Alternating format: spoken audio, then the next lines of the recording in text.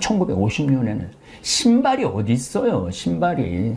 저도 어렸을 때 제 기억으로는 뭐 어머니가 검정 고무신 사 주셨다 그러는데 집신, 아버지가 꽈준 집신 신고 다녔던 세대예요. 놀랍게도. 그러니까 뛰어놀 때는 되게 맨발로 뛰어놀았어요. 동네에서 뛰어놀 때는. 그러니까 신발 놔두고 맨발로 막 뛰어놀고 집에 들어갈 때 이제 신고 들어갈 정도였죠. 근데 그 에티오피아 수도인 아디스아바바 하루 여행을 했을 때 길거리의 반 이상이 거지예요, 거지. 가는 데마다 먹을 거 달라고, 손 비비면서 먹을 거 달라고, 돈 좀 달라고, 돈 좀 달라고, 배고프다고. 마치 우리 어렸을 때 미국 지프차가 지나가면 김미 초콜릿 그리고 지프차 따라다녔던 시절이 떠오릅니다. 그래도 저는 자존심이 있어서 그런지 미군 지프차 지나가도 한 번도 따라가면서 김미 초콜릿이라는 말은 저는 한 적은 없어요. 애들이 근데 막 바글바글 따라다녔던 그 기억이 났습니다. 우리 교우들하고 40분이 순례를 했는데 대화를 들어보면요, 수준이 정말로 높아요. 뭐 수준이 높은 거가 제 영향도 좀 있는 것 같아요. 제 강의를 달달달달 외우더라고요. 쓴 것만 내 돈이야. 내 인생의 주인공은 나야. 나한테 선물을 나한테 해줘야 돼. 남한테 기대면 안 돼. 이런 말이 아주 자연스럽게 이렇게 나오는 걸 보면서 저 역시 좀 내가 한 30년 동안 그렇게 강의 다닌 보람이 좀 있구나. 그런 생각을 합니다. 저는 1년 6개월 동안 텔레비전 시청을 안 했습니다. 더욱이 뉴스 시청은 더더욱 안 했습니다. 그래서 1년 6개월 왜 안 했는지 여러분들 알 거예요. 대통령 선거를 10개월 했잖아요. 그때부터 안 한 거예요. 지금까지. 대통령 선거 때 윤석열 후보가 무슨 이야기를 했는지, 이재명 후보가 무슨 정책 비전을 제시했는지 거의 전혀 몰랐습니다. 이 후보들 말하는 소리를 들으면 들을수록 내가 바보 되는 것 같고 또 화가 치밀러 올라 차라리 내 마음의 평화를 위해서 텔레비전 시청을 끊어버렸습니다. 이쪽 정치인이나 저쪽 정치인이나 똑같아요. 지난 정권 때도 야당에서 물고 뜯고 그랬고 이번에는 또 야당에서 물고 뜯고 똑같아. 뭐 누가 잘났고 누가 못났고 할 것도 하나도 없어. 황창현 신부님의 행복특강 지금 바로 시작하겠습니다. 영상이 마음에 드신다면 구독, 좋아요, 알림 설정 부탁드립니다.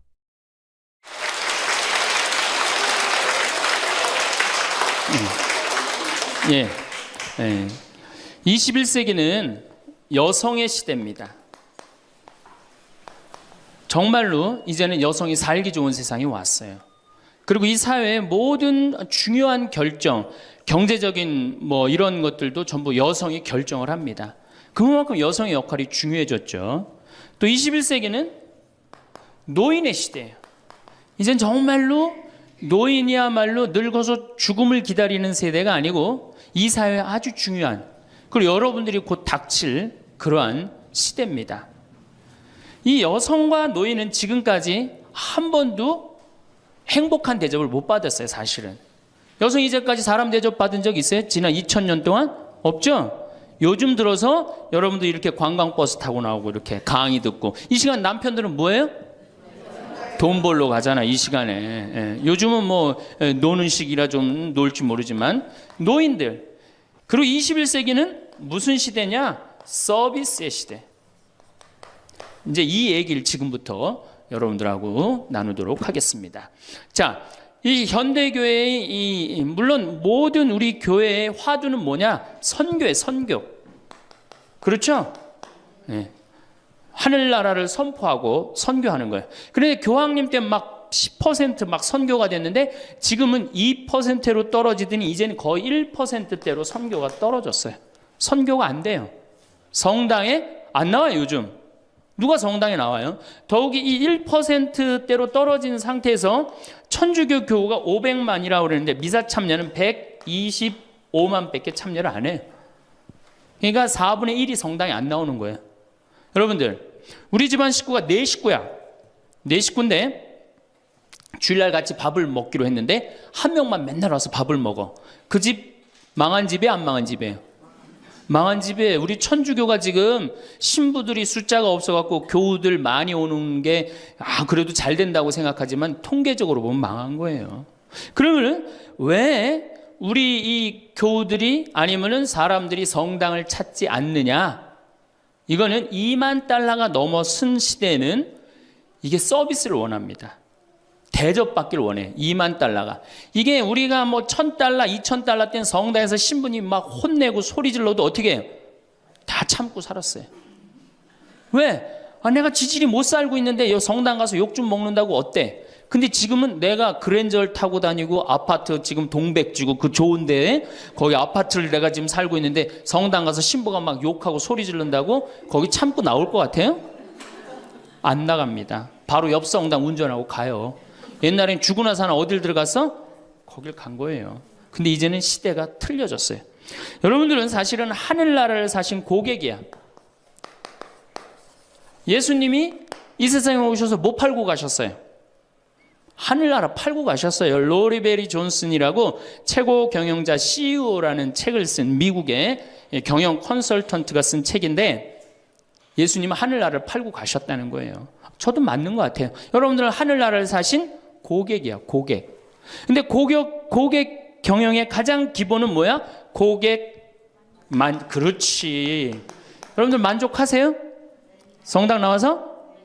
성당, 본당 신부님 모시고 왔다고 또 괜히 또 이상한 소리 하지 마시고 솔직히 말씀하세요. 사실 성당 나와서 만족하는 교우들 거의 없어요. 내가 뭐 지금 한 수백 성당 강의를 다녀봤는데 만족하지 않아요. 구조 자체가 만족을 못하게 돼 있어요. 본당 신부님의 문제가 아니라. 이제 고객 경영의 다음은 고객 감동이야. 성당 나와서 감동 받아요? 더 못 받지. 감동 무슨 감동이야. 이제는 고객 기절의 시대야. 성당 나와서 기절해요? 기절하기 쉽지 않습니다. 그런데 여러분들 모 핸드폰 회사에서 10년 전에 처음에 핸드폰을 내놓을 때 선전 하나가 저는 생각이 나요. 어떤 여성이 핸드폰을 이렇게 목에 걸고 막 자기 이 핸드폰에서 36화음이 막 나오는 거야. 너무너무 좋아. 그래갖고 앞에 전보산대를 못 봐요. 전보산대 못 봐갖고 전보산대에 부닥쳐서 기절을 합니다. 그 컨셉이 뭐냐 하면은 우리 핸드폰 쓰면 기절시켜 주겠다. 그거거든. 그래갖고 단일 품목으로 1위에 올라섰어요.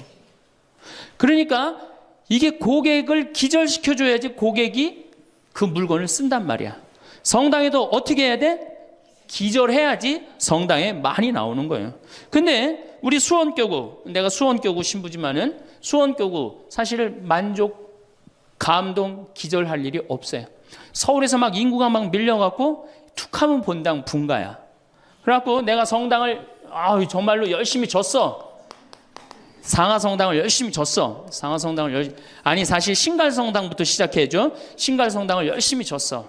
그래갖고 열심히 져갖고 이제 근데 열심히 신앙생활을 해야 되겠다. 그런데 갑자기 어느 날 본당 신부가 본당 분가. 근데 재수없이 신갈성당에 속해서 산 게 아니라 내가 살고 있는 데가 상하구역이야. 그럼 어떻게 돼요? 또 내야 돼. 그래갖고 또 한 5년 열심히 줬어. 근데 열심히 줬는데 내가 또 이사를 갔는데 돈 모았고 이사를 갔는데 그 와중에 동백으로 갔는데 거기서 또 성당을 또 짓는다고 신축금을 내라 그래.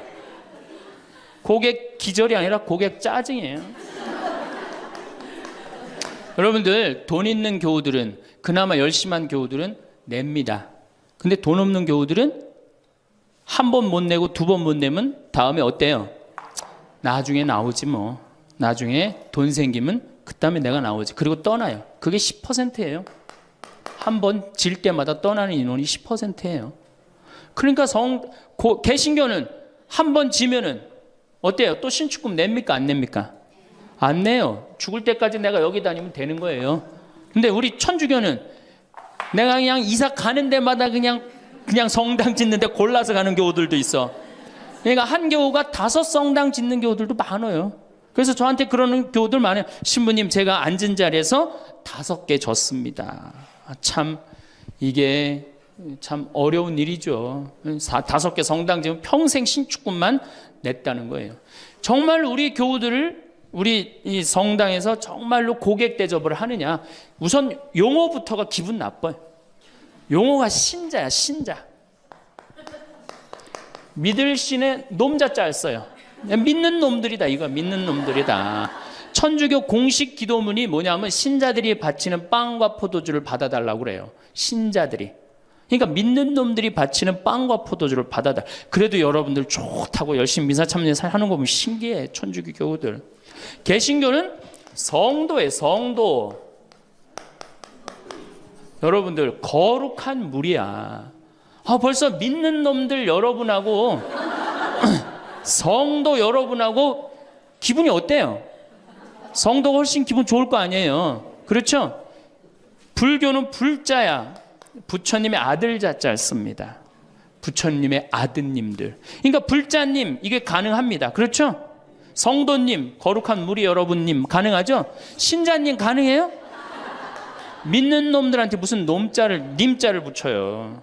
그러니까 이 불자님들은 감동을 받는 거예요. 절에 가면 스님이 얼마나 잘해줘요. 정말로 감동을 받죠. 그러니까 이 불자들은 시주를 하면은 100만 원에서 1000만 원 정도 합니다. 한 번 하면. 정말 이렇게 해요. 시주 한 번 하면. 보통 뭐 영산제 49제 같은 거 지낼 때요. 1000만 원, 2000만 원 다 해요. 성도님들은 10,000 원에서 한 10만 원 정도 합니다. 헌금을 하면. 믿는 놈들은 1,000원만 하면 되는 거예요. 그러니까 우리 교우들 헌금 안 낸다고 욕하고 혼낼 거 하나도 없다. 교우들을 헌금을 많이 내게 하려면 어떻게 하면 된다? 기절시켜주면 된다. 기절. 고객 감동을 시켜주면 된다는 얘기예요.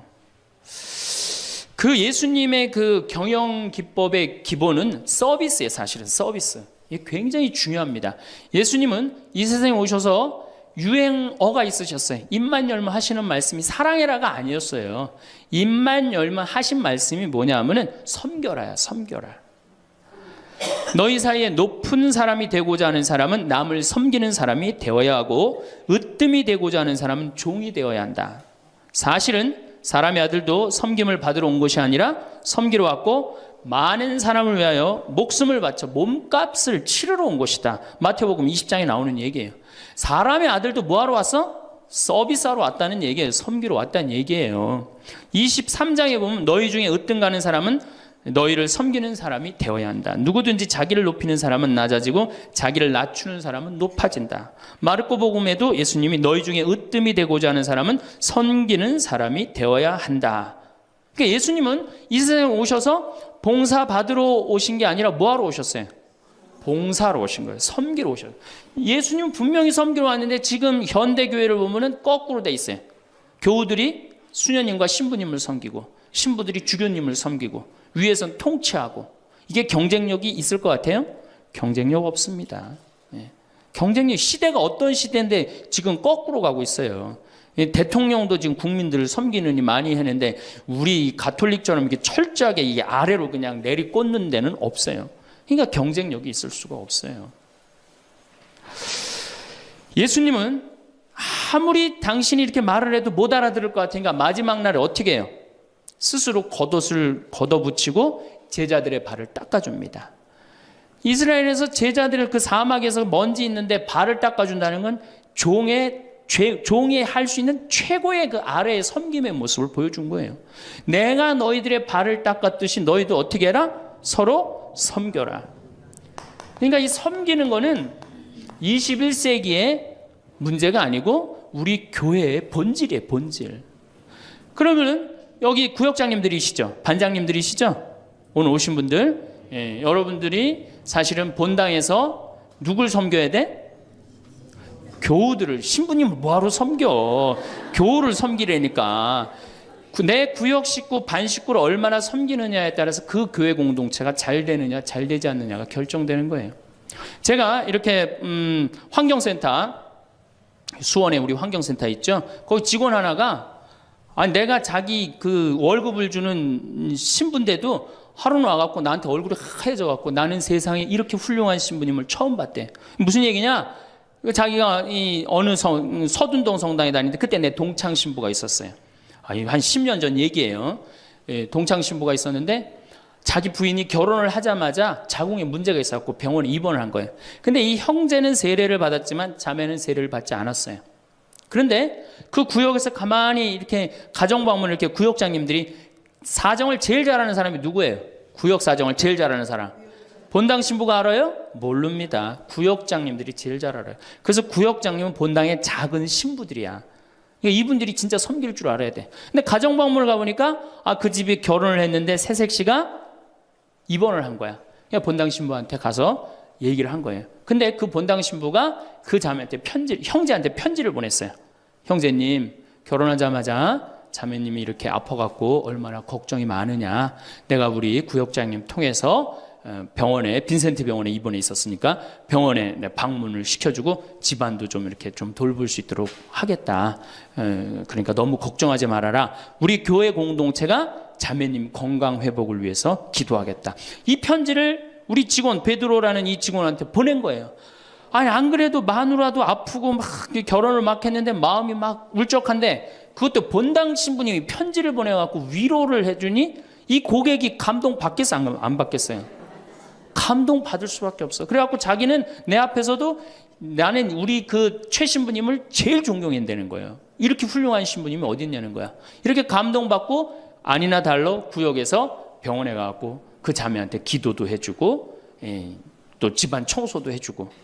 그러니까 이 자매가 태어나자마자 뭐 했어요? 바로 입교했어요. 뭐 했어요? 바로 세례 받았어요. 이 자매가 세례를 받으니까 자기 친정 식구들 어떻게 돼? 당연히 따라서 세례를 받았어요. 우리가 길거리 뛰두르고 나가갖고 이른 양 찾기, 헌 양 찾기, 새 양 찾기 할 일이 아니에요.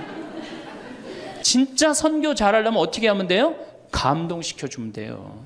기절시켜주면은 알아서 옵니다. 근데 기절시켜줄 생각은 안 하고 어디서 뛰두르고 그냥 헌 양 찾고 새 양 찾고 그거 교우들 피곤해 안 피곤해? 솔직히 피곤해죠?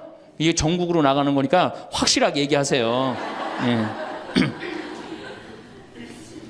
우리 천주교 교우들 부부싸움하고 어디 갈 데 있어요? 없죠? 여러분들 부부싸움 하면은 우리 정현석 신부님이 저기 재워줘요? 정영철 신부님 재워주세요? 사제관에 가면 재워줘요? 잤다가는 신부님도 쫓겨나고 여러분들도 쫓겨나요. 천주교는 어디 가서 잘 데가 없어요.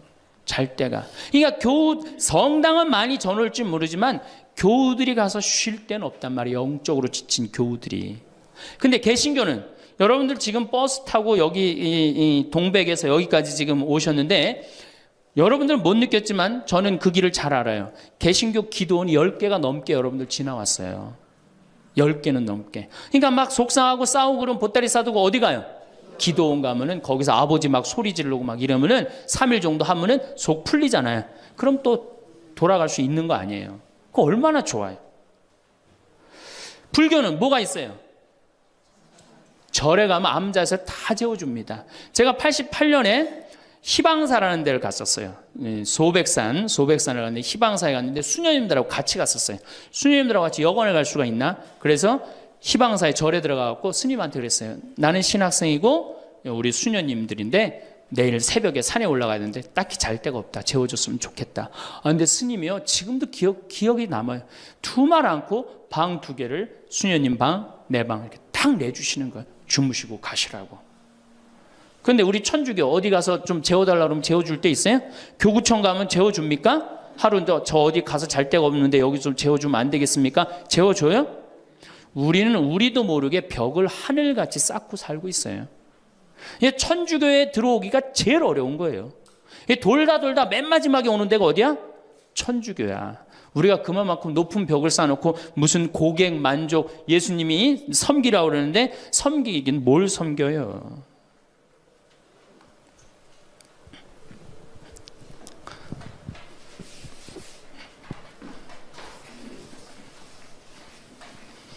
제가 그 2000년에 우리 정신부님이랑 나랑 똑같이 2000년에 정신부님 모현성당에 발령을 받았고 저는 능평성당에 발령을 받았어요. 근데 정신부님 처지나 내 처지나 똑같았어요. 아무것도 없었어요. 정말로. 모본당에서 분가금으로 딱 3천만 원을 받았어요. 근데 성당 하나 지려면 보통 27억, 30억 정도 되잖아요. 2000년이면 IMF 딱 터지고 다 망한 상태예요. 그냥 완전히 망한 상태가 2000년이에요. 본당에 가보니까 성당이 어떻게 되어 있느냐면 지붕은 천막이야. 파란 천막으로 되어 있는 거야. 그 다음에 벽은 컨테이너예요. 컨테이너. 바닥을 보니까 맨 흙이야. 성당 바닥이. 막 여기서 막 원추리가 피는 거예요. 붓꽃도 피고 성당 바닥에서. 그런데 교우들은 보니까 600명이야. 교우들 600명인데 30억짜리 건물을 어떻게 줘요? 그래서 제가 그랬어요. 요한복음 3장에 뭐라고 그랬냐면은 예수님이 46년 만에 지은 성전을 허물라고 그랬다. 며칠 만에 짓겠다고? 3일 만에 짓겠다고. 예수님이 원했던 게 건물이냐 사람이냐? 그땐 교우들이 사람이래요. 그러면 건물 짓는 건 중요한 게 아니다. 여러분들이 행복하면 그게 성전이다. 그리고 세계 어디에서도 성당 바닥에서 붓꽃도 피고 원추리도 피는 성당이 어딨냐. 이 최고 아름다운 성전이다. 난 성당 안 질 테니까 여러분들 그렇게 알아라. 근데 이 착한 교우들이 자꾸 신축금을 내는 거예요. 내지 말라고 그래. 안 짓는다는데 부담스럽게. 그래서 제가 두 번째 한번 또 공식적으로 얘기를 했어요. 난 성당 안 짓는다고 그랬다. 왜 자꾸 내냐. 여러분들이 내면 내는 여러분들은 정말로 신앙이 좋아갖고 내지만 못 내는 교우들 미안해서 못 나오니까 내지 말아라. 그때 이제 교우들이 헷갈리는 거. 저게 진짜 내라는 건지 내지 말라는 건지 저게. 에? 그래서 첫 해에 교우들이 신축금을 얼마를 했냐면 7천만 원 했어요. 저는 굉장히 많이 했다고 생각해요. 굉장히. 첫 해에 600명 교우들이. 대신 이게 고객 사목 목표가 고객 기절이었기 때문에 이제 교우들한테 부활 때 성탄 때 선물 많이 줬어요. 왜냐하면 내긴 내는데 나오는 게 없잖아. 옛날에는 뭐 밀가루도 주고 그랬다는데 그 한 3, 40년 사이에 천주교에서 아무것도 안 나가요. 버릇 나빠진다고 교우들. 네. 그 대신 저는 제가 비누 공장 하니까 비누도 선물하고 내 동창이 우리밀 그거 운동하는 신부가 있으니까 그거 한 박스씩 다 하고 한 해는 성탄 때 너무 기분이 좋은 거예요. 그래서 오리농 쌀을 4kg짜리 한 가마를 집집이 다 선물을 했어요. 예수님 태어났으니까 태어난 날 밥 줘 먹으라고. 교우들이 막 성당은 막 지붕은 천막이고 막 여기 막 원추리도 피고 그러는데 맨날 선물 나오지. 성탄 때 밥 해 먹으라고 쌀을 선물로 주니까 교우들이 너무너무 막 전화를 하고 난리가 났어요. 신부님 너무너무 고맙다고. 그래서 제가 그렇게 고마웠냐 그랬더니 너무 고마웠대. 그럼 그 고마운 마음을 구유예물에 한번 표현해 봐라. 제가 이제 그랬어요. 그랬더니 교우들이 구유예물을 했는데 그때는 교우가 1000명이었는데 구유예물이 1700만 원이 나왔어요. 한 집에 7만 원씩 한 거예요. 기적이죠. 깜짝 놀랐어요. 저도 놀래고 교우들도 놀래고. 그래서 그 돈을 어떻게 했느냐? 아프리카에 다 보내버렸어요.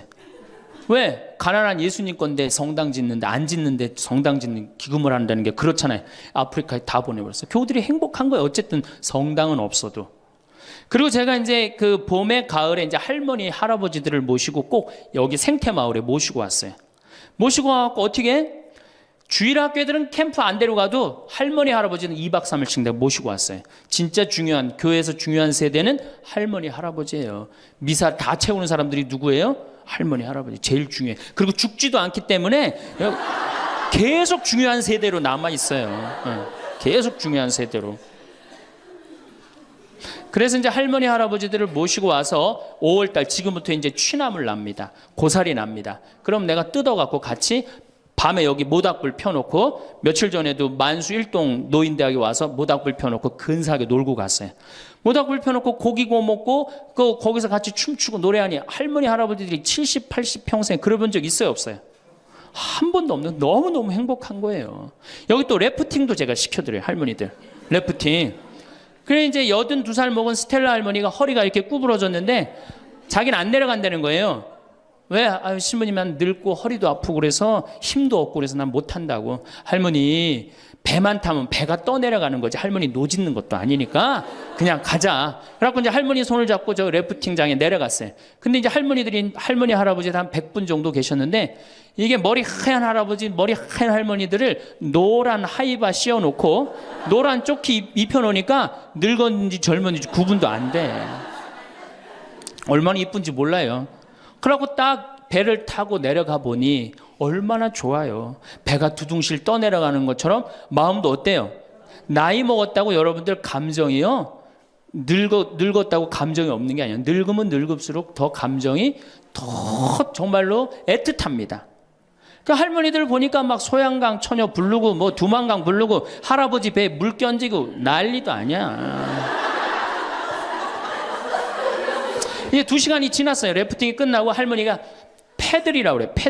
패들을 이렇게 쥐고 이렇게 허리가 구부러졌으니까 이렇게 올라왔어요. 할머니 어땠어요? 그랬더니 이 할머니 하시는 말씀이 죽어도 좋아. 그래요. 죽어도 좋아. 이 고객은 기절을 한 거예요. 이 할머니가 애들을 8을 낳는데 본당에 돌아가갖고 그랬대요. 니네들 다 모여봐라. 다 불렀대요. 죽전, 분당, 여기 사는 교우들 다, 아들, 딸들을 다 불렀대요. 니네들 내가 80평생 살 동안 나하고 2박 3일 놀러 가고 모닥불 피고 나하고 내 손 잡고 춤춰준 적 있냐? 없지. 니네들 내가 늙었다고 나 래프팅 시켜준 적 있냐? 없지. 근데 우리 신부님이 제가 지금은 40대지만 그때는 30대였거든. 30대 중반. 우리 신부님이 그걸 다 해줬다. 나는 우리 신부님 너무너무 행복하다. 신부님 때문에. 근데 이 신부님이 성당을 줘야 되는데 돈이 없다. 돈이 없으니까 니네들 나한테 못 해준 거 돈 갖고 와라. 그래서 할머니가 신문지에 돈을 이만큼 싸갖고 왔어요. 이거 뭐냐 그러니까 신부님 이거 내가 신축금으로 자식들한테 걷어온 거래. 그러니까 이 고객이 기절하니까 내가 시키지도 않았는데 앵벌이를 알아서 해갖고 와.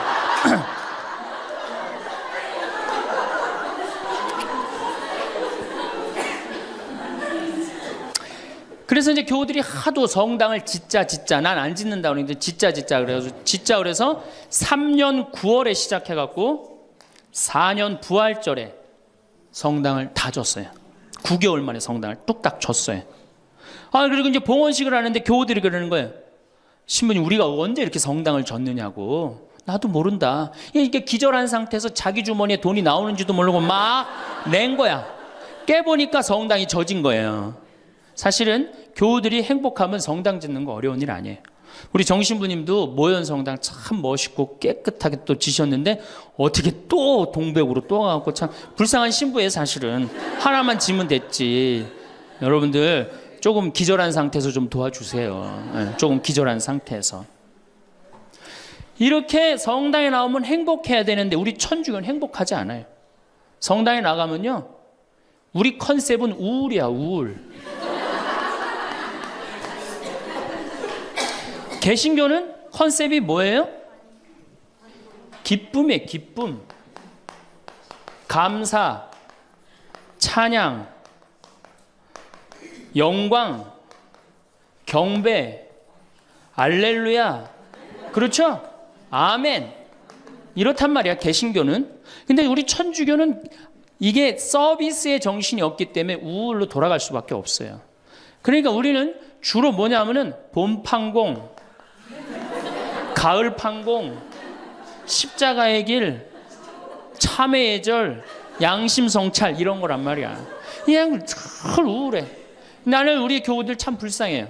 왜 불쌍하냐면은 일주일 내내 그냥 시어머니 때문에 속이 부글부글 끓었어. 남편 때문에 부글부글 끓었어. 일주일 내내 며느리 때문에 속이 부글부글 끓었어. 그래갖고 성당에 가서 이걸 좀 풀어야 되는데 성당 가면 어떻게 기를 죽이냐면 미사 시작 우리가 첫 전례가 뭐냐면 이 참회의 절이에요. 그래갖고 뭐라고 시키냐면 내 탓이오. 내 큰 탓이라고 그러니 이게 풀로 왔는데 이게 풀로 오는 게 다 다시 내 탓으로 다 내가 지고 다시 집에 가는 거야. 이게 미치는 거죠. 제가 한번 어느 성당에 환경 강의를 간 적이 있어요. 환경 강의를 갔는데 고해성사를 미사 전에 이제 주로 들어갔는데 고해성사 앞에 그 고해소 앞에 양심성찰 그 항목을 쭉 적어놨는데 거의 100가지를 적어놨더라고. 뭐 주일미사 빠진 거, 뭐 교무금 떼어먹은 거, 뭐 술집에 간 거 막 100가지를 써놨어요. 보니까 내가 이렇게 들어가면서 야 저거 보고 있는 사람들 정말 우울하겠구나 그런 생각이 들었어요.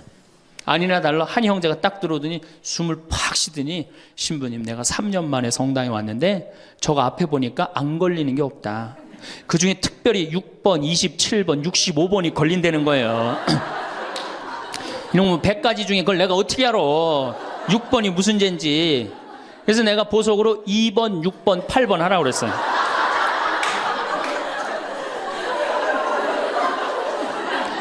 그러니까 우리 교우들은 이게 미사 참여를 해도 막 기쁘거나 내가 좀 하느님한테 경배를 드렸다, 내가 오늘 정말 알렐루야 아멘을 했다, 이런 기분이 안 들어요. 미사를 해도 막 그렇고 안 한 것 같기도 하고 성가 썰이 들으면 더 미쳐요. 내가 이 성가 이렇게 피정지도 나가서 부르다가 몇 번 죽을 뻔한 적도 있어요. 주여 임하소서 부르다가 죽을 뻔한 적 많아요. 어떻게 불러? 주여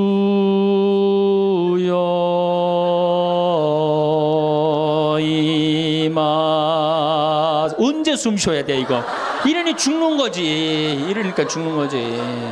여러분들 개신교 이거 4분의 3박자로 불러요. 개신교. 주여 임하소서 내 마음에 암흑에 헤매는 한 마리 양을 태양과 같으신 사랑에. 얼마나 좋아. 근데 우리는 이거를 어떻게 부르냐면 청승을 떨면서 불러요. 청승.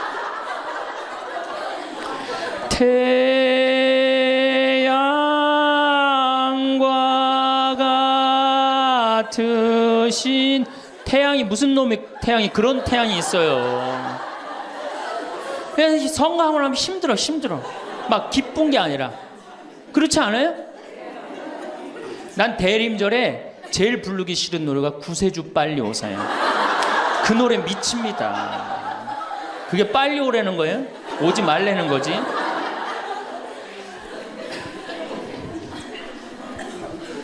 주일학교 아이들을 보면은 참 불쌍해요.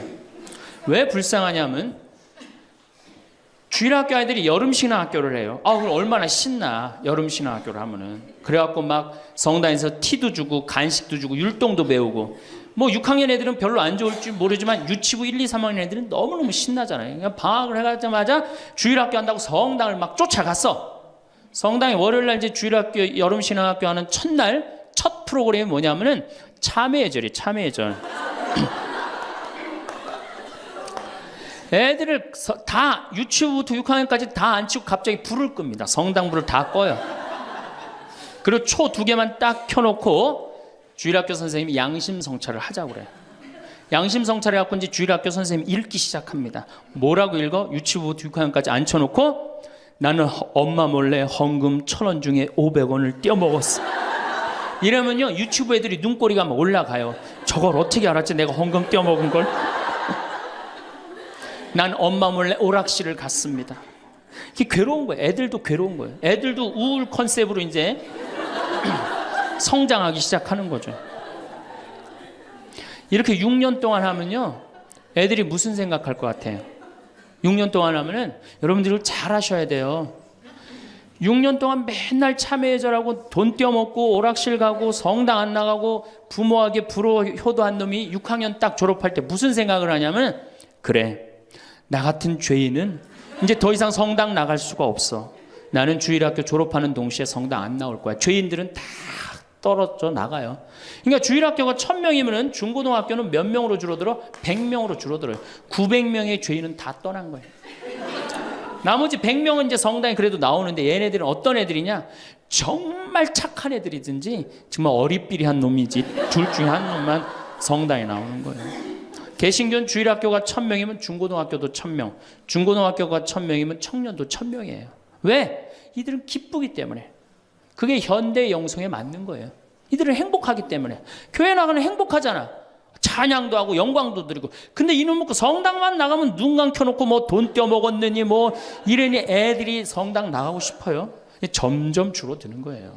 정말로 우리 애가 아이들한테 이 주일학교 아이들이 끝까지 신앙생활을 잘 시키고 싶으면 기쁨의 신앙을 가르쳐야 돼요. 영광의 신앙, 감사의 신앙. 우리가 이게 우울의 극치를 보면은 성지순례 때 이제 우울의 극치야. 성지순례. 이거는 진짜 이제 고쳐야 되는 병 중에 병이에요. 성주술 언제 갑니까? 5월에 가죠? 9월에 가죠? 여러분들 본당 신부님 정말로 훌륭한 본당 신부님 만나갖고 5월 오늘 2일이죠? 참 이 좋은 때 얼마나 경치가 좋아요 여기. 좋죠? 이렇게 좋은 데 딱 들어와서 장미 만발하고 철쭉 쫙 펴있고 하늘은 파랗고 구름도 높고 얼마나 좋아. 가을에 코스모스 만발하고. 근데 이제 솔매로 성주순례를 간단 말이야. 근데 막 버스를 타려고 그랬는데 내 마음에 맞는 자매가 내 같은 버스를 탔어. 그럼 막 손잡고 팔짝팔짝 뛰어. 그 다음에 허리에는 돈주머니도 차고 간식도 했단 말이야. 근데 레지오 단장이 가만히 보니까 우리 컨셉은 우울인데 저거 너무 들떴다. 그래갖고 이제 버스에 딱 올라타면은 묵주를 딱 꺼내라고 그래.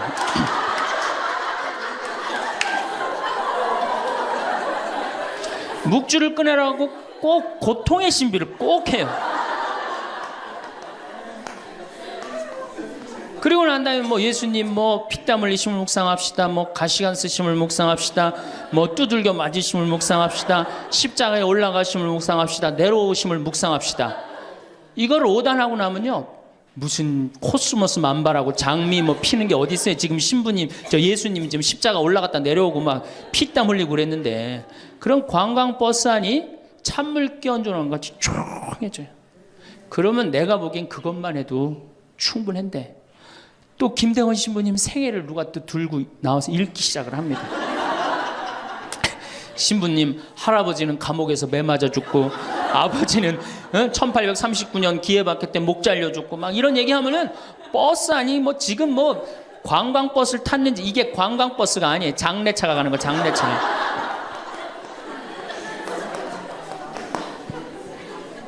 그래갖고 신부님이 1836년에 여러분들 신부님이 1836년에 떠나서요 마카오에 1837년 6월에 도착하세요. 6개월 동안을 걸어서 간 거예요. 기가 막히죠? 그런데 신부님 유학 중에 신부님 1836년에 떠났으니까 아버지가 39년에 죽어요. 순교를 하세요. 그러니까 유학 중에 아버지가 죽은 거야. 얼마나 이게 그 어린 그 신학생한테 마음이 아프겠어요. 정말 기가 막히죠. 그럼에도 불구하고 조선교회를 위해서 견디죠. 그런데 또 중간에 최 프란치스코라고 동료 신학생이 죽어요. 우리 신부들한텐 동기가 죽는 건 형제가 죽는 거하고 똑같은 거예요. 그게 얼마나 또 마음이 아파. 그래갖고 45년에 조선에 들어와 보니 세례를 받았나 성사를 받았나 교우들이 정말 신부님 생각해 기가 막히냐. 그땐 부제님이었는데. 그래갖고 빨리 신부님을 영입해야 되겠다. 그리고 이제 서해 바다에서 배를 12m 정도밖에 안 되는 배를 타고 그거를 상하이를 건너간다고 간 거예요. 어부들은 신부님이 하도 그 부제님이 하도 똑똑하고 그러니까 항해수를 아는 줄 알고 무조건 따라갔는데 항해수를 알긴 뭘 알아. 저쪽이 중국일 것이다. 가자. 그리고 간 거예요. 그러니 돛 떨어지고 닷 깨지고 20일 동안 표류를 합니다. 정말 죽을 둥 살 둥 해갖고 중국에 도착을 해요. 상해 가갖고 또 고초를 겪고. 그래서 이제 주교님을 만나갖고 서품을 받고 또 어떻게 또 중국에서는 또 어떻게 저쪽이 조선일 것이다. 그것도 주교님까지 모시고 가자. 그래갖고 갔어요. 갔는데 웬걸 딱 도착을 했는데 사람이 말을 하는데 이상한 말을 하는 거. 어디서 와서 꽝 이러는 거예요. 제주도로 간 거예요. 제주도로. 잘못 가갖고.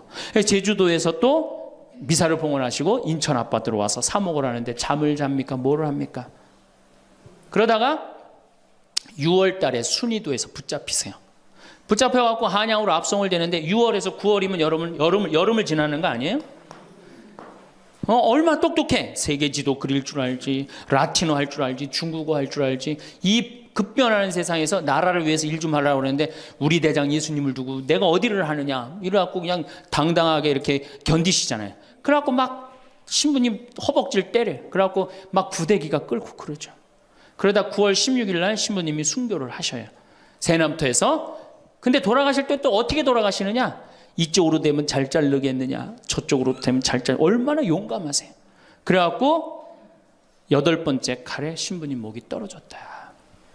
이렇게 훌륭한 성인 신부님을 모시고 사는데 여러분들 뭐 하는 거냐? 주일 미사도 잘 안 나오고 선교도 안 하고. 그럼 또 그냥 막 기가 죽어갖고 고개를 또 우울 컨셉으로 고개를 숙이는 거야. 자, 장하다 순교자 합시다. 장하다 순교자 주 이래면 진짜 장례차가 가는 거예요. 그래갖고 이제 성지에 도착을 하면은 시키지 않았는데도 십자가 얘기를 알아서 해요. 시키지 않았는데. 그리고 이제 밥을 먹고 나면은 레지오 단장이 미안한 거야. 그래도 1년에 한 번 관광버스 타고 나왔는데 이거 묵주기도부터 기죽이기 시작해갖고 뭐 신부님 생에 막 아버지도 죽고 할아버지도 죽고 엄마는 거지가 돼서 돌아다니고 막 장하다 순교자까지 하고 막 십자가 얘기를 하고 하늘은 파랗고 꽃은 만발한데 너무 우울해. 그럼 이제 전심 때 술을 따르기 시작합니다. 한 잔씩 먹이기 시작해요. 한 잔씩 먹이고 돌아올 때 보면요. 가관이 아니에요. 분명히 갈 때는 장하다로 갔는데 올 땐 차차차로 오는 거예요.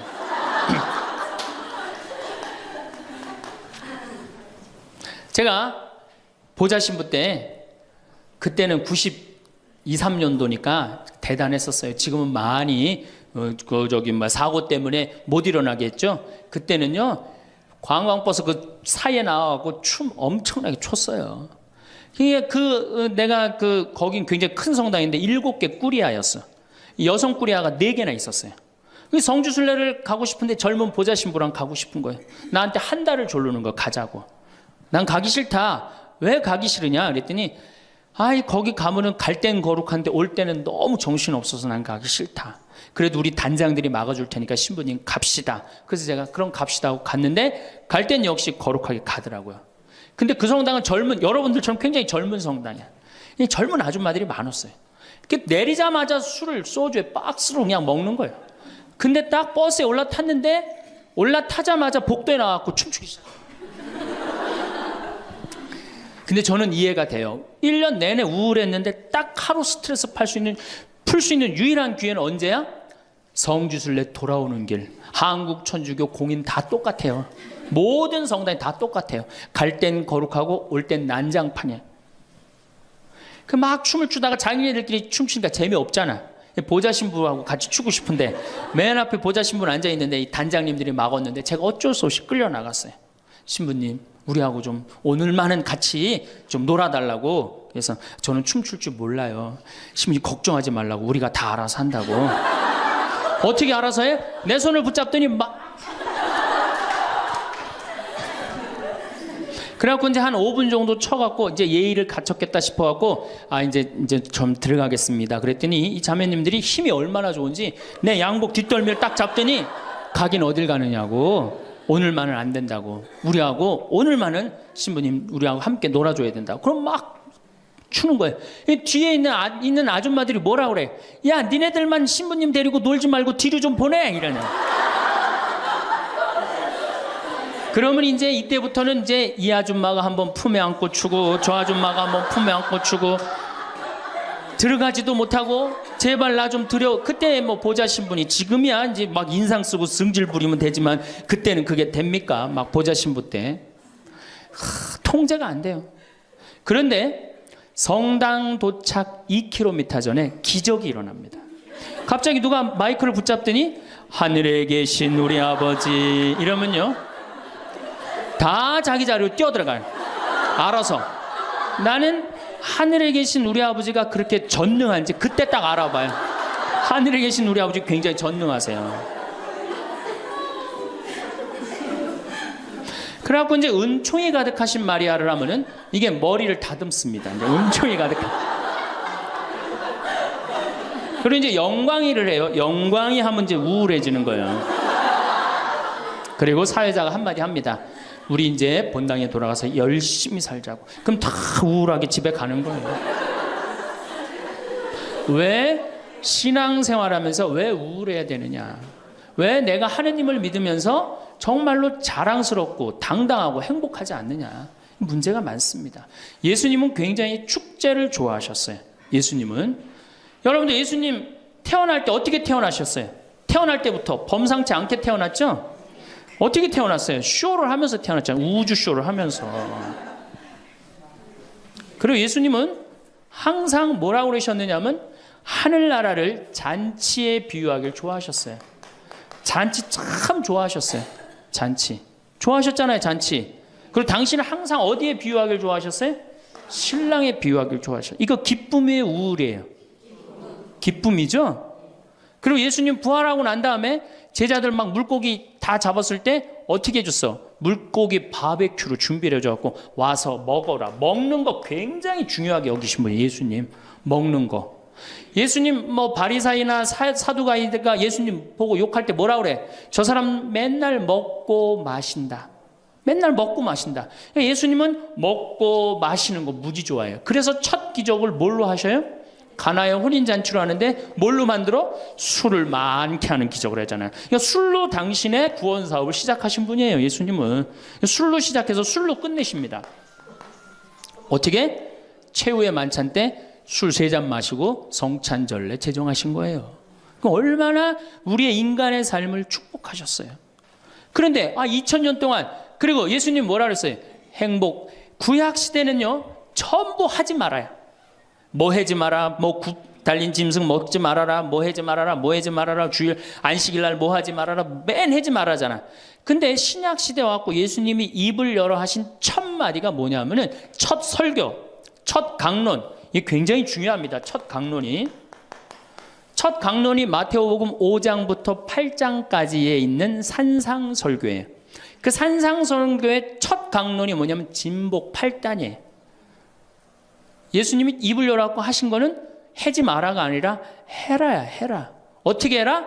행복하여라 마음이 가난한 사람들, 행복하여라 마음이 온유한 사람들, 행복하여라 마음이 깨끗한 사람들, 행복하여라 슬퍼하는 사람들. 그러니까 예수님이 우리한테 원했던 건 뭐야? 행복하기를 원한 거예요. 행복하기를. 5장 8절에 뭐라고 그러시냐면 너희는 기뻐하고 즐거워하라. 하늘에 받을 상이 크다. 우리 보고 기뻐하고 즐거워하라고 그러는데 2000년이 지나서 와서 보니까 기뻐하고 즐거워하는 건 온데간데 없고 우울만 남아있어. 이거 문제가 있는 거죠. 그리고 7장에 뭐라고 그러셔요?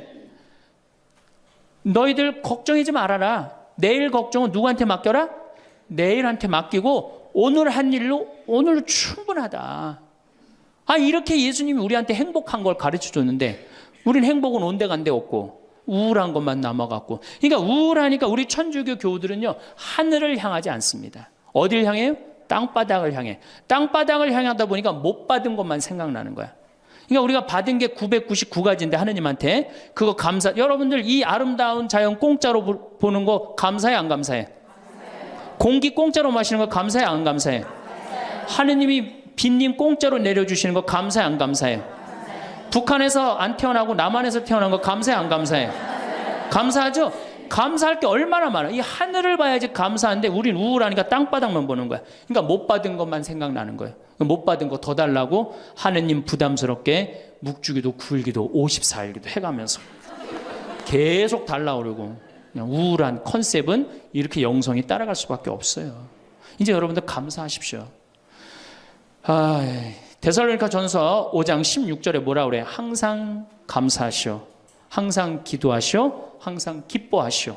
이것이 우리 주 예수 그리스도를 통하여 드러내신 하느님 아버지의 뜻입니다. 그랬어요. 그러니까 여러분들 정말로 내가 하느님을 믿는다, 내가 천주교 신앙생활을 한다, 그러면은 그거는 굉장히 당당한 거고 감사한 거고 영광스러운 거예요. 근데 우리 자꾸 젖어들어요. 오그라들어. 내가 신학생 때 한번 밥을 먹으면서 일반 음식점에서 성호를 긋고 밥을 먹었어요. 성부와 성자와 성령의 이름으로 아멘하고 밥을 이렇게 기도를 하고 먹었는데 반대편에 앉아있는 형제가 내가 보긴 성당 다니는 형제 같아 보니까. 근데 저 젊은 놈이 성호를 긋고 밥을 먹으니까 굉장히 미안했나 봐요. 그래서 이렇게 보는데 내 눈에 딱 띄었어요. 허벅지에 십자가를 이렇게 긋고 먹더라고요. 우리 신앙이 자꾸 이렇게 오그라드는 거예요. 우리가 하느님께 받은 은혜가 너무 많으면은 하느님께 영광 드리고 그 받은 은혜에 대해서 다른 사람한테 자랑하는데 우리는 그런 영성이 없어요. 못 받은 것만 생각나고. 그러니까 이 감사기도, 찬양기도, 영광기도 드리는 것보다는 간구기도가 훨씬 많아요. 우리가 간구기도를 하다 보면 자꾸 하느님을 의심하게 됩니다. 여러분들 신앙은요, 감사드리고 찬양드리다 보면 하느님과 거의 하나가 되는데요, 자꾸 간구기도를 바치면 자꾸 하느님과 갭이 생겨요. 점점 멀어지는 거예요. 그러니까 여러분들이 청원 기도를 많이 하면 할수록 어때요? 하느님과 멀어지는 거예요. 그 예수님이 뭐라 그랬어요? 너희들 굳이 이 말 저 말 하지 말아라. 하느님 아버지가 다 알아서 해줄 거다. 그 좋은 말씀을 우리가 다 듣고도 우리는 신앙의 본질을 자꾸 어긋나고 있는 거예요. 그래서 여러분들 이제 우울을 내다 버리십시오. 우울을 내다 버리고 정말 행복하게 그렇게 사시고, 다음 시간에 제가 그럼 어떻게 하면 행복하게 살 수 있느냐, 우리가 정말로 행복으로 가는 길이 뭐냐, 이거 전심 먹고 하도록 하겠습니다. 참미수님, 네, 오랜만에 번외 특강 준비해 봤습니다. 현재 제3국, 그러니까 가난한 나라죠. 아프리카, 남아메리카, 동남아시아 국가들에게 가장 인기 있는 나라는 대한민국이랍니다. 우리나라는 약소국가를 침략해서 식민지로 삼지도 않았고, 중국처럼 경제적 침탈도 하지 않고, 정말 해외 원조기금으로 지금 세계에서 16번째로 지원을 많이 해주는 나라예요. 근데 더 아마 앞으로 많이 할 거예요. 학교도 지어주고 물 제공 프로젝트도 실시하고 의료 지원 사업도 지원해주는 천사 나라라는 칭송을 받고 있습니다. 제가 그 1박 2일 머무르고 이제 호텔에서 아침에 비행기 타려고 나왔는데, 그 벨보이들이라기보다도 세큐리티들이죠. 경호원들이 니하오 그러더라고요. 그래서 니하오 너 나는 사우스 코리아라고 그랬더니 사우스 코리아 그러면서 탁 이렇게 엄지를 촥 올리더라고요. 사우스 코리아 좋다고. 니하오 자기네들 싫어한대요. 그 니하오도 싫고 아메리카도 싫어한대. US도 싫어한대. 근데 한국은 괜찮다는 거예요. 한국은 형제의 나라라는 거예요. 그럼 무슨 얘기인가 했더니 6.25 전쟁 때 그 황제가 그 정예병을 파견해줘요. 그래서 에티오피아에서 파견 온 군인들은 백전백승이었다고 그래요. 그렇게 잘 싸웠다고 그래요. 그때 다 15살, 20살 된, 그래서 그들을 추모하는 기념관도 가보고 사진도 보고 그랬는데 굉장히 많이 보냈더라고요. 그래서 이디오피아 사람들이 우리한테 형제의 나라라고 그러고 우리가 이디오피아에 지원을 많이 해주죠. 그래서 지금 전 세계에서 지금 인기 있고 뜨는 나라가 한국이에요. 더욱이 요즘 드라마, 영화, 저도 텔레비전을 전혀 시청하지 않는데 넷플릭스로 드라마 그 선샤인, 미스터 선샤인 그거를 보는데 어쩜 그렇게 화면을 잘 만들었는지. 또 귀국하자마자 한산이라는 영화를 봤는데, 야, 저희가 미드를 안 봐요. 재미가 없어서. 속도전이 없어요. 미국 드라마를 보면 저 애들 장난하는 거야 뭐야. 근데 우리들의 블루스도 다 이제 잠비아, 이디오피아, 미국 다니면서 우리들의 블루스도 다 봤고 하도 재밌다고 그래갖고 그것도 다 봤어요. 그리고 요즘은 이상한 변호사 우영우를 보고 있는데, 그 법률이라 참 굉장히 재미없을 것 같고 딱딱할 것 같은데 한 판례가 우리의 삶하고 많은 연관이 있더라고요.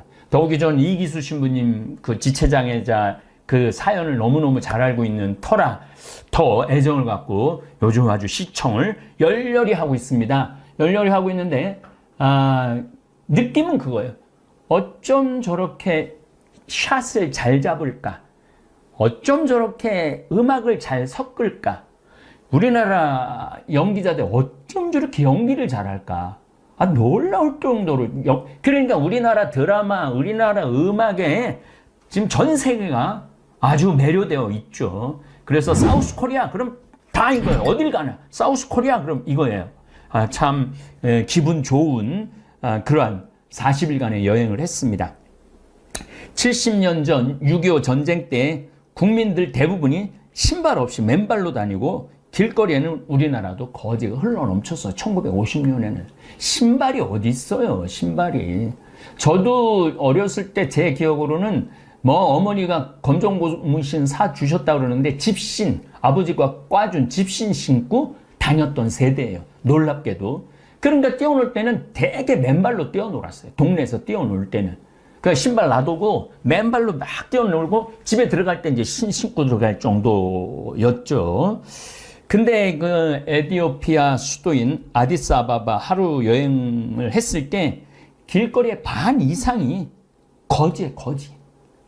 가는 데마다 먹을 거 달라고 손 비비면서 먹을 거 달라고 돈 좀 달라고 돈 좀 달라고 배고프다고. 마치 우리 어렸을 때 미국 지프차가 지나가면 김미 초콜릿 그리고 지프차 따라다녔던 시절이 떠오릅니다. 그래도 저는 자존심이 있어서 그런지 미군 지프차 지나가도 한 번도 따라가면서 김미 초콜릿이라는 말은 저는 한 적은 없어요. 애들이 근데 막 바글바글 따라다녔던 그 기억이 났습니다. 그리고 너무 불쌍해요. 그래갖고 호텔에서 빵 5개를 내 가방에다 집어넣고 정말로 빵을 직접 주는 게 제일 나아요. 돈을 좀 뺏기니까. 그래갖고 빵을 5개를 나눠줬던 기억도 납니다. 먹는 게 없으니까 뼈골이 앙상하죠. 거의 저도 뼈골이 앙상하잖아요.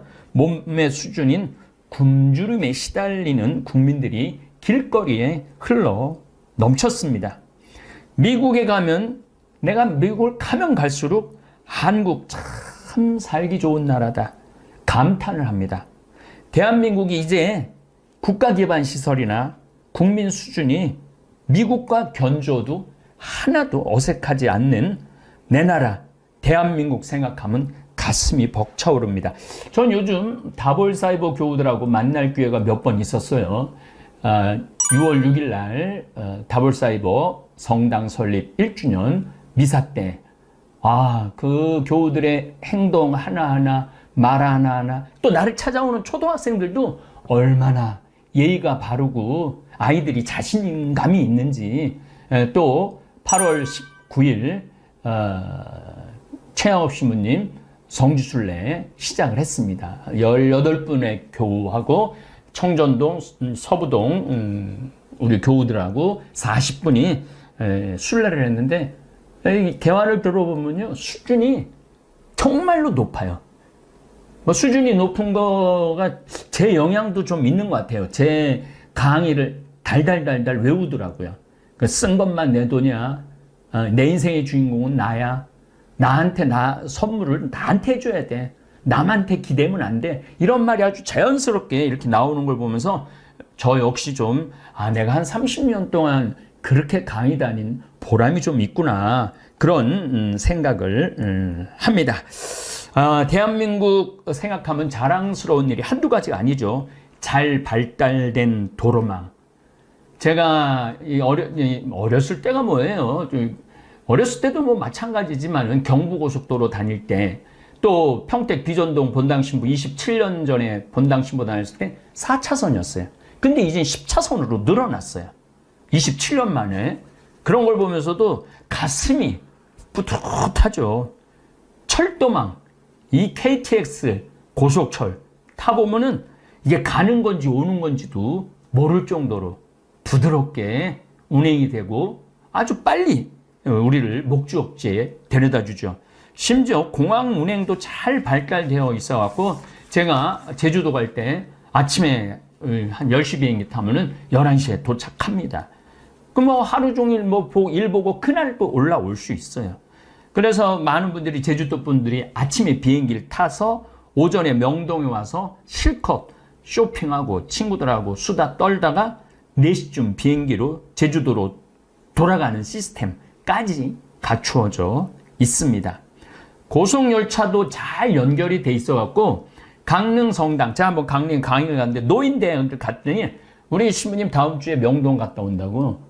어떻게 명동을 하루 만에 갔다 신부님 모르는 소리 하지 말라고. KTX 강릉 거기 딱 타면은 1시간 반인가 50분 걸린대요. 청량리나 서울역 그래갖고 그 서울역에서 내려오면 명동은 금방이라는 거예요. 그 명동에 가고 성당 가고 미사 참여하고 점심 또 그 먹자골에서 점심 먹고 또 눈 쇼핑, 아이 쇼핑하고 그리고 4시쯤 기차 타고 들어와서 저녁 먹으면 된다는 거예요. 그리고 강릉의 카페 커피 거리가 있는데 거기서 커피 한 잔 착 마시고 들어간다고. 야, 이게 상상할 수 없는 일들이 우리 주위에 벌어지고 있어요. 우리나라가 살기 좋은지 모르는 건 우리나라 사람밖에 없어요. 다른 나라 사람들은 한국에 오면 눈알이 팽글팽글 돌아가요. 도대체 이렇게 나라가 깨끗하고 잘 정돈되고 잘 돌아간다는 게 믿어지지 않는다고 이렇게 이야기를 합니다. 뉴욕, LA에서는 상상도 할 수 없는 교통 시스템이죠. 그 최양업 신부님 성지순례 갔다 왔는데 우리 차에 탄 분들이 그러니 다 70이 넘은 분들이에요. 근데 그러더라고요. 아, 택시를 타고 어떻게 와갖고 저 지하철 몇 번 선을 빠져갖고 거기서 택시를 타고 오는 걸 다 인터넷으로 검색을 해갖고 정확하게 7시 55분 이렇게 도착을 다 하더라고요. 그거 보면서도 야, 저기 서울에서 왔대는데 뭐 대전에서 왔대는데 야, 어떻게 저렇게 시간을 딱딱 맞출 수 있을까? 이거는 나가보지 않으면은 여러분들이 비교할 수가 없는 거죠. 통신망은 세계 최고 수준이라 스마트폰 하나면 비행기표 발권에서부터 은행 업무, 결제 시스템까지 척척 되어 있죠. 강의로 전 세계를 돌아다니면 비교할 수 있습니다. 저는 미국에 가도 유럽에 가도 브라질, 아르헨티나, 남미를 가도 특별히 동남아시아, 아프리카를 다닐 때마다 애국심이 불끈 솟아납니다. 어쨌든 잠비아 선교 여행까지 마치고 8월 3일에 입국했습니다. 꼭 40일 동안 세계를 돌아다니다가 입국한 저는 인천공항에서부터 또다시 이야, 대한민국 정말 좋다. 입국장을 통과할 때 1분이 안 걸려요. 그냥 통과해요. 그냥 통과. 그리고 사진 여기다가 입국할 때 QR코드만 딱 들이대면은 그냥 통과가 돼요. 예, 그러니까 1분도 안 걸리는 거죠. QR코드 딱 보여주고 그냥 지나가면 되는 거니까. 그러면서 또 한번 깜짝 놀래죠. 미국 LA 지난번에도 6월 달에 갔다 왔지만 입국장 통과하는데 1시간 걸려요. 얘네들은 QR코드라는 것 자체를 몰라요. 그러니까 1시간 걸리는 거예요. 그리고 뭐 왜 왔니? 누구네 집에서 지낼 거니? 며칠 동안 머무를 거니? 이런 것도 다 물어봐. 근데 우리나라는 그런 거 안 물어봐요. 은돌라 공항, 잠비아 이번엔 새로 해갖고 너무너무 좋았는데 가면 보통 1시간에서 1시간 반 정도 걸려요. 몇 명 통과시키는데 100명 통과시키는데. 그래서 한국 밤거리를 다녀도 공포 위협을 모르고 사는 나라입니다. 미국에서 시내 밤거리를 활보한다. 그리고 완전 시내, 관광 시내가 아니라 한 블록 넘어선 미드타운 시내를 밤거리를 활보한다. 이거는 뭐 총 항상 이 목에 들이댈 각오를 하고 다녀야 되는 거예요. 이렇게 우리나라가 정말 평화로운 나라죠. 그래서 우리 미국 나를 그렇게 따르고 나를 하는 일에 협조하고 정말 다정다감한 우리 미국 교우들하고 가끔 싸울 때가 있어요. 내가 미국이 뭐냐, 한국이 살기 최고다, 신부님 믿기지 않습니다. 뭐가 그렇게 한국이 좋다고 해. 세계 최고 미국인데 니네들 몰라서 하는 소리지. 한국 한번 와봐라. 진짜 내가 한국을 한번 오면은 다 기절시켜 줄 수 있어요. 네. 저는 사실은 뭐 명동이라든지 코엑스 거리라든지 또 123층 롯데타워도 가서 밥도 먹어봤죠. 그런데 잘 몰라요. 저도 잘 모르는데 그 친구들이 오면은 내가 기절시켜 줄 수 있어요. 그래서 내가 계속 오라고 그러는 거예요. 기절시켜 주려고. 대한민국의 그 아름다움, 잘 갖춰준 시스템. 어쨌든 저는 40일간의 여행을 중간에 코로나가 걸렸어요. 미국 몬태나 가면서 비행기 마스크 쓰는 사람이 한 사람도 없는 거예요. 그냥 나만 열심히 썼는데 어떻게 밥 먹을 때 이걸 벗을 수가 없잖아요. 그래갖고 걸려갖고 한 일주일, 3일 갈갈갈 거리고 3일은 뭐 격리하면서 일주일 만에 그냥 끝났는데 어쨌거나 하여튼 미국에 가서 하여튼 코로나도 걸렸어요. 그리고 이렇게 40일 만에 한국에 이렇게 들어왔어요. 이게요, 40일 정도 있다가 한국에 들어왔을 때 그 한국을 다시 보게 되는 게 있어요. 저는 1년 6개월 동안 텔레비전 시청을 안 했습니다. 더욱이 뉴스 시청은 더더욱 안 했습니다. 그래서 1년 6개월 왜 안 했는지 여러분들 알 거예요. 대통령 선거를 10개월 했잖아요. 그때부터 안 한 거예요. 지금까지. 대통령 선거 때 윤석열 후보가 무슨 이야기를 했는지, 이재명 후보가 무슨 정책 비전을 제시했는지 거의 전혀 몰랐습니다. 이 후보들 말하는 소리를 들으면 들을수록 내가 바보 되는 것 같고 또 화가 치밀러 올라 차라리 내 마음의 평화를 위해서 텔레비전 시청을 끊어버렸습니다. 그리고 한국을 귀국을 하고 그래도 유튜브 구독자가 28만 3천 명이나 보유한 인플루언서인데 그 몬태나 대학의 총장님이 저를 만나준 결정적인 이유가 뭐냐면은 유튜브 구독자가 28만 명이라니까 무조건 만나겠다고. 그게 그렇게 파워가 세더라고요. 바깥에서는 위력이 어마어마하더라고요. 어쨌든 국제 정세와 국내 정치를 좀 알아야 될 것 같아갖고 시차 적응도 할 겸 사제관에서 3일 정도 뉴스만 시청을 했습니다. 아니나 다를까 시청하는 내내 가슴이 답답했습니다. 아니 지금 방송국들 뉴스가 저런 문제를 하루 내내 다루어야 하나? 지금 세계가 어떻게 돌아가고 있는데 저 모양 저 꼴로 온 나라가 신경을 곤두세워야 하나? 그럼 무슨 문제로 제가 속이 답답하고 뒤집어졌는지 1년 6개월 동안 대한민국 정치 뉴스를 시청하지 않은 입장에서 말씀드리겠습니다. 우선 제가 뉴스 검색을 쫙 해봤어요. 2022년 7월 13일부터 2019년 11월에 탈북한 주민 16명을 죽이고 내려왔다며요. 주민 2명을 돌려보낸 사건을 한 달이 지난 8월 19일까지 오늘 어제까지 그러니까 지금 한 달 이상 넘게 뉴스와 신문지 일면을 도배를 했어요. 당연히 국민들은 탈북민 북송에 관한 이야기 속으로 빨려들 수밖에 없죠. 아니 지금 대한민국이 당면한 문제가 얼마나 심각한데 탈북민 2명을 북송시킨 사건이 한 달 내내 뉴스에 오르내려야 하는가 하는 문제입니다. 지금 대한민국가 당면한 가장 심각한 문제는 지구온난화와 그에 따른 피해 상황입니다. 여러분들 올 여름에 홍수 때문에 몇 명이 죽었는 줄 아세요? 17명이 죽었어요. 우리나라 국민이 17명이. 그 17명이 더 중요해요? 북송시킨 2사람이 더 중요해요? 나는 17명이 훨씬 중요하다고 생각해요. 그래서 왜 이렇게 홍수가 나고 지금도 파리가 지하철이 난리가 나고 데스밸리라고 LA에 있는 그 모하비 사막이 있는데 비가 와갖고 홍수가 나고 전 세계가 빙하가 잠실체육관 200개인가 300개짜리 빙하가 3일 만에 녹고 스페인하고 포르투갈은 산불이 나고 서유럽도 작년에는 독일 같은 경우 3일에 2m가 왔어요. 비가. 2m, 3일에 2m면 여기 천정 있는 데까지 비가 온 거예요. 3일에. 그 지역에. 그래갖고 수천 명이 죽었잖아요. 지금 우리 뉴스 보도 매체가 다루어야 되는 건 매일매일 지구온난화에 대해서 다뤄야 돼. 그리고 지금 유럽이나 이런 나라들은 에너지 절약해야 된다. 그래서 어떻게 하면 석유를 들 수 있느냐, 차량을 덜 운행을 할 수 있느냐, 이런 운동을 하고 있어요.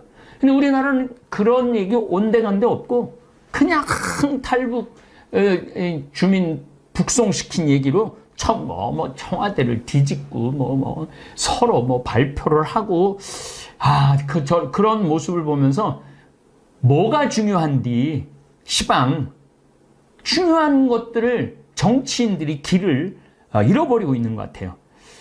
2030년 이제 7년 남았습니다. 지구 종말의 끝을 볼 것이라고 제가 작년부터 강의를 했습니다. 올해는 이제 완전히 제가 귀국을 했으니까 더 많이 얘기할 거예요. 얼마나 지구가 지금 1초에 원자탄 5개, 히로시마에 떠진 게 5개인가 30개가 터지는 그런 열량을 지금 내고 있다는 거예요. 그러니까 그냥 1초에 그러니까 수도 없는 원자폭탄이 지금 우리 주위에서 터지고 있는 거예요, 지금. 그러게 매일 다뤄줘야 되는 문제지. 북송 주민 2명, 그것도 3년 전, 2019년 11월 17일인가 7일 날 한 거를 지금 뒤집어 내갖고 온 나라를 국민들 관심을 거기다 집중시키니 얼마나 지금 한심한 정치 형태를 보이는지 모르겠습니다. 인류 역사를 10,000년이라고 본다면 뭐 길게는 100만 년이라도 볼 수 있지만 10,000년으로 본다고 쳐도 종말식의 지침은 1초 내지 2초밖에 남아있지 않습니다. 정말 우리가 정말 위험한 상황에 와 있어요. 지금 텔레비전 뉴스에서 지구온난화에 대해 매일 매순간 붕괴 현상을 보여주고 전문가들이 나와서 강의를 하고 국민들은 어떤 대피를 해야 하는지 뉴스, 인터넷, 신문지상에 올라와야 합니다. 그런데 그런 것들이 먼저 올라오지 않고 엉뚱한 문제들이 먼저 올라와요. 그 개인 이번엔 저 장관이 누가 됐는지 후보가 누군지 어떻게 임명됐는지 하나도 몰라요. 알아야 될 필요가 없는 게 아니 새 정부가 꾸며졌으면 사람을 골라야 되잖아요. 사람을 고르면 어떻게 완벽한 사람을 고를 수가 있어요. 아마 내가 장관 후보에 올라가도 난 금방 낙마할 거예요. 저 자신도. 그러니까 일단 장관 후보가 됐으면 좀 믿어주고 임명에 동의를 해주고 빨리 일을 할 수 있도록 그래야지 나라가 돌아가게 돼야 되는데 이쪽 정치인이나 저쪽 정치인이나 똑같아요. 지난 정권 때도 야당에서 물고 뜯고 그랬고 이번에는 또 야당에서 물고 뜯고 똑같아. 뭐 누가 잘났고 누가 못났고 할 것도 하나도 없어 보면은 저는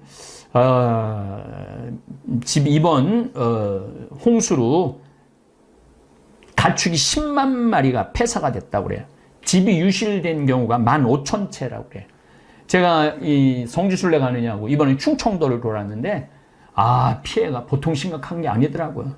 그냥 우리 동네도 인삼밭 7년짜리 인삼밭이 싹 다 쓸려는 애가 있어요. 그분은 아마 미칠 거예요. 7년 동안 농사가 한순간에 다 날아갔으니 이런 곳에 정치인들이 쫓아가 보고 위로해주고 대책을 세워야 되는데 이게 뭐 남의 일처럼 지금 하고 앉아 있으니 참 안타까워요.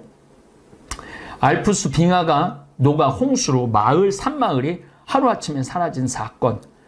북극 빙하가 녹아서 1만 년 전에 멸종된 매머드가 아주 쌩쌩하게 살아있는 그대로 발견된 사건.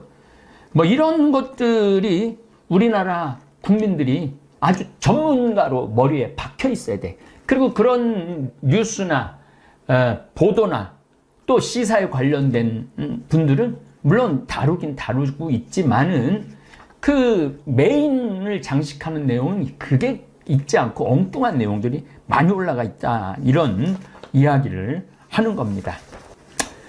우리나라가 또 당면한 문제는 우크라이나와 러시아 전쟁입니다. 처음에는 6개월 전에는 관심이 있다가 이제는 아예 거의 보도조차 하지 않는 상황입니다. 우크라이나와 러시아 전쟁으로 에너지 전쟁이 동시에 일어나고 있습니다. 1배럴, 한 156리터 정도 되죠.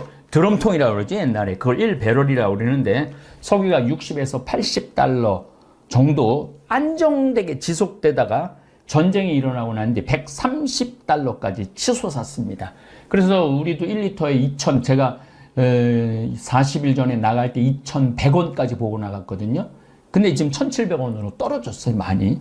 그래도 계속 왔다 갔다 할 거라는 거예요. 130달러, 110달러, 심하게는 140달러까지 올라간다는 거예요. 그러니까 우리나라가 수출을 잘하고 있음에도 불구하고 5개월째 무역 적자를 보고 있습니다. 수출 주도 국가인 대한민국의 최고 빨간불이에요, 지금. 8월 1일부터 10일까지만 해도 77억 달러 무역 적자를 보이고 있어요. 물건을 그렇게 잘 팔고 있는데도 무역 적자를 보이고 있는 거죠. 그렇다면 정치 지도자들이 온 신경 쓸 일은 에너지 절약이에요. 석유 에너지에서 신재생 에너지 개발에 온 나라가 힘을 모아야 되고, 그런 운동이 각 단체에서, 이번에 저도 아프리카 가고 신학교 또 선교센터 전부 다 태양광으로 다 바꿨어요. 샌버나디노도 태양광으로 다 갈 거예요. 그리고 문경도 태양광으로 많이 갈 거예요. 그래서 태양광으로 거의 많이 바꿀 거예요. 이제 탄소 중립 이거 2030년 지나고 나면은 경제 자체도 완전히 바뀔 거예요. 세상은 완전히 바뀌고 있는 거죠. 여기서 한 가지 우리가 알지 못하는 덫이 있는데, 신문 지상에서 노출되는 제목에 따라 국민들은 이리 흔들리고 저리 흔들릴 수 있습니다. 네이버나 다음 헤드라인 뉴스, 또 이 유튜브를 보면은 신문을 계속 넘겨주면서 신문의 헤드라인을 설명을 해주죠. 이런 뉴스들을 보면은 국민들은 그쪽으로 관심이 갈 수밖에 없어요. 그래서 TV 시청을 안 하는 게 오히려 현명하게 사는, 바보같이 안 살고 현명하게 사는 거죠. 오늘 헤드라인 뉴스를 한번 뽑아봤습니다. 다음에서 뽑아봤습니다. 선거법 위반 혐의 박형준 부시장 1심 무죄. 김기춘 세월호 보고 답변 조작. 4년 만에 뒤집혀. 36세 영총리 광란의 섹시춤. 가처분 폭탄 던진 이준석의 여 부글부글. 너 죽고 나 죽자식. 경찰학교 졸업식 윤 김건희 여사 흉장 달아주고 엄지척. 역풍 맞은 젤렌스키 국민 이탈 경제 손실 탓 러침곡 미리 안 알려. 정의 개발자만 곤란했다 현대차가 꾸리는 조직의 정체. 하와이 유튜브 찍다 칼 들고 협박 정창욱 셰프. 양쯔강까지 말라버린 중 올해 첫 국가 가뭄 경보. 이거 아주 중요한 문제죠. 이런 것들은. 근데 우리가 이걸 헤드라인 뉴스를 장식할 만한 내용, 굳이 무슨 유튜브가 칼 찔른 걸 이런 데 올려놓을 필요가 있는가? 저는 그런 생각해요. 침 놓고 안마 잘하고 머리 좋은 은여들 양반들에게 첩. 이렇게까지 할 필요가 있나? 그런 거예요. 람보르기니 100만 원에 가져가실 분 황당한 실제 차주는. 정경심 허리디스크 증세 호소 조국 부부 재판 일찍 종료. 참, 이 문제도 제가 나중에 한번 다룰 문제인데, 이 한 가족의 어떤 비리, 한 가족의 어떤 잘못, 이게 온 국민이 지금 몇 년째 시달리고 있는 거예요. 지금 2년, 3년째 시달리고 있는 거 아니에요? 저는 이런 게 이해가 안 가요. 지금 우리가 앞에 문제를 다뤄야 되는데 옛날 문제만 다 다루고 있잖아요. 당진 A대학 성폭행 태권도 코치 학교에서 정식 채용한 적 없다. 이런 내용이 헤드라인 뉴스예요. 네. 저는 지구온난화 문제 다뤄야 되고, 우크라이나 전쟁 다뤄야 되고, 미국 인플레. 그래서 어쨌든 대한민국이 지금 직면한 문제는 어느 후보 장관 비리가 아닙니다.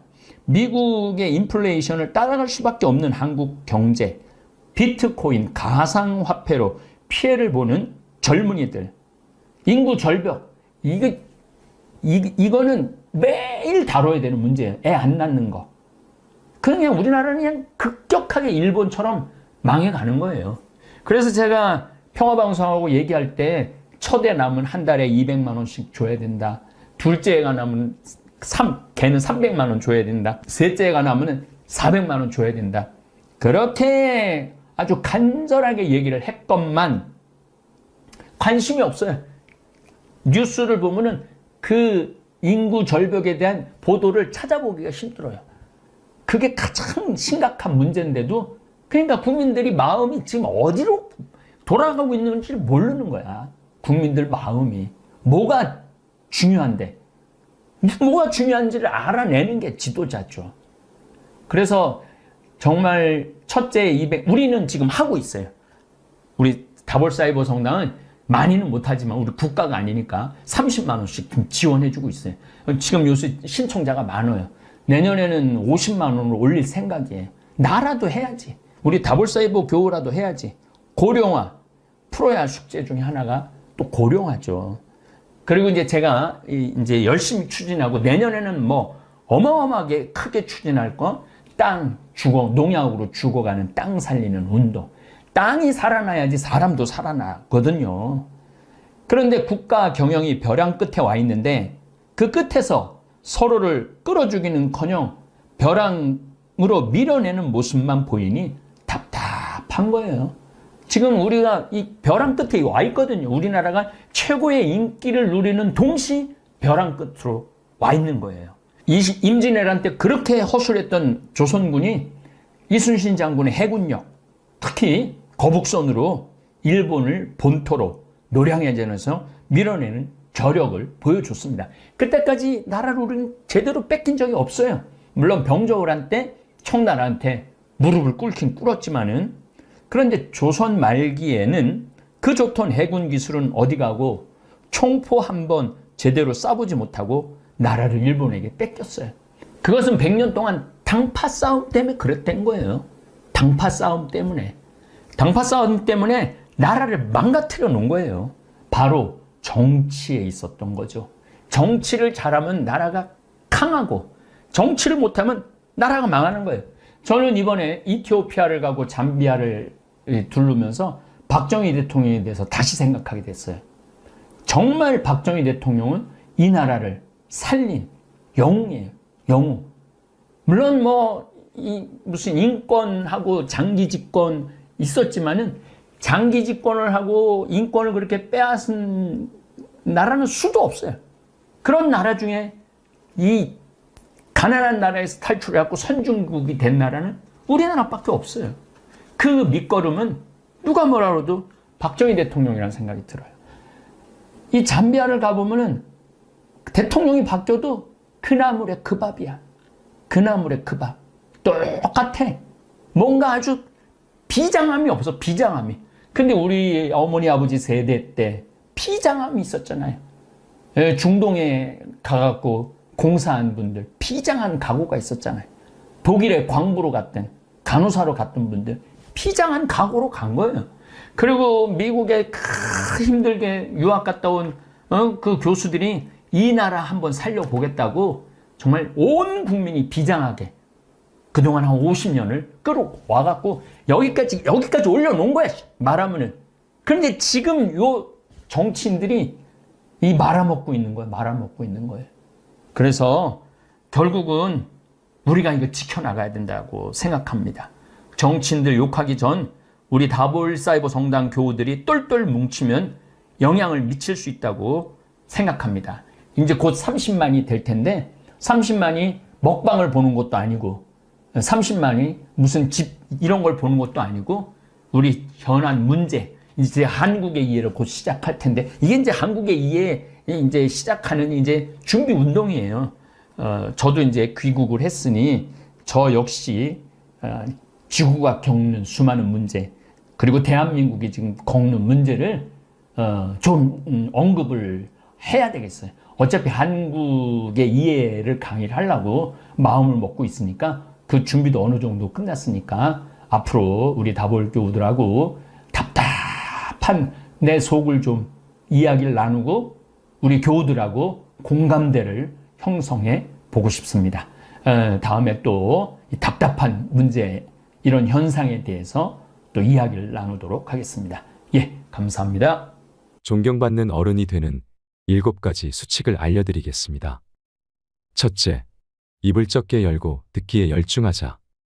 타인에게 내 생각을 절대 강요하지 맙시다. 알아도 모른 척하는 것입니다. 세상은 넓고 인재는 넘쳐납니다. 나보다 못한 사람이 얼마나 될까요?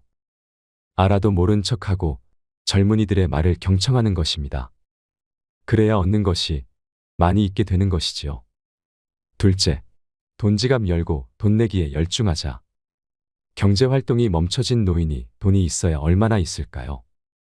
많은 돈의 지출은 아니더라도 어차피 이 시대의 돈의 역할은 인간과의 소통이며 정성이며 사랑이며 관심 표현입니다. 약소하더라도 경제력에 맞는 지갑 열기에 주저함이 없는 노인이 되어주세요. 셋째, 화내지 말고 웃고 또 웃자. 요새 젊은 놈들은 하면서 욕설을 뱉으시는 노인. 옛날에 우리 잘할 때는 하면서 어렵게 살던 일들을 줄줄이 나열하는 사람. 내가 옛날에 무엇을 했던 사람인 줄 아느냐고 하면서 목에 힘을 주는 인간. 몸에 좋고 특히 정력에 좋다면 가리는 것 없이 아무거나 찾아 잡수시는 꼰대 등등.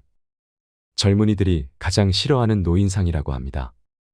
웃고 또 웃어주는 인자함을 보여주세요. 넷째, 고집을 내려놓고 양보하자. 어른이 되어 마음에 안 든다고 내뱉는 욕심어린 불평은 아랫사람에게 선물이 아닌 배설물일 뿐입니다. 그저 감사하는 것입니다. 칭찬과 격려의 말을 놓치지 않고 스스로 알아서 할 수 있는 젊은이가 되도록 양보의 미덕을 보여주세요. 노인이 고집을 세워 자신의 논리로만 일관한다면 젊은이들과 소통이 이루어질 수는 없습니다. 고집은 한낱 우둔한 늙은이의 변명으로밖에 들리지 않을 것입니다. 다섯째, 젊은 사상적 관념을 무조건 비판하지 마라. 젊은 세대의 사조를 비판하지 않는 것입니다. 젊은이들은 그들 나름의 정치적으로나 사회적인 주관이 있습니다. 그들의 사상을 솔직히 인정해주고 신뢰할 수 있을 때 그들과의 소통이 된다는 사실을 알아야 할 것입니다. 영원불변의 사상은 없기 때문이지요. 여섯째, 세월을 자랑하지 말자. 상대방을 존중하며 인격적으로 대하는 것입니다. 나이 든 것은 자랑이 아닙니다. 소통을 위해서는 자신을 낮추고 지혜로움으로 무장한 어른이 되는 것입니다. 어른의 겸손함은 아름다움 그 자체입니다. 그 아름다움이 존경의 무기가 되기 때문입니다. 일곱째, 젊은이들에게 사생활을 묻지도 따지지도 마라.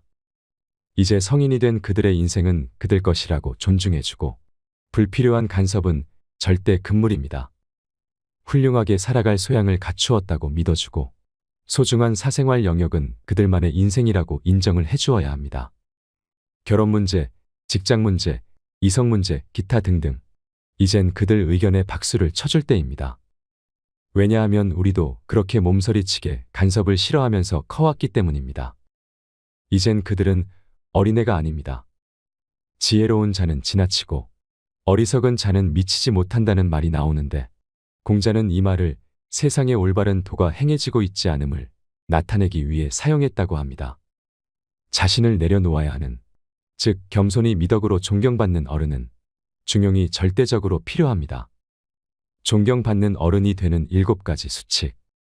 첫째, 입을 적게 열고 듣기에 열중하자. 둘째, 돈지갑 열고 돈 내기에 열중하자. 셋째, 화내지 말고 웃고 또 웃자. 넷째, 고집을 내려놓고 양보하자. 다섯째, 젊은 사상적 관념을 무조건 비판하지 말아라. 여섯째, 세월을 자랑하지 말자. 일곱째, 젊은이들에게 사생활을 묻지도 따지지도 마라. 존경받는 어른이 되는 7가지 수칙을 기억하셔서 행복한 노후를 보내시길 바랍니다. 오늘 영상을 보신 모든 분들이 노후를 지혜롭게 행복한 하루하루를 사시길 바라면서 오늘 영상 마치도록 하겠습니다. 이상으로 책틀맨이었습니다.